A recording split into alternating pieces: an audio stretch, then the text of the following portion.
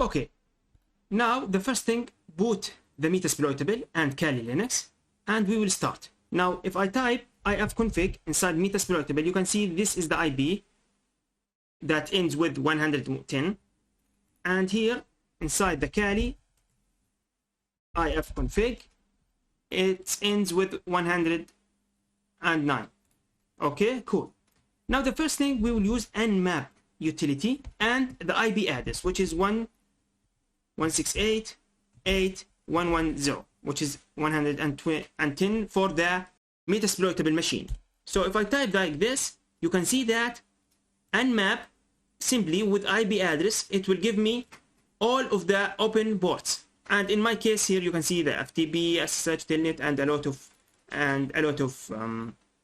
ports.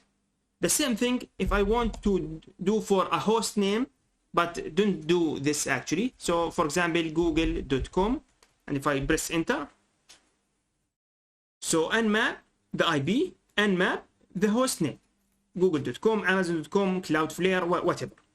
But actually don't do this on a live target, because you may get in trouble.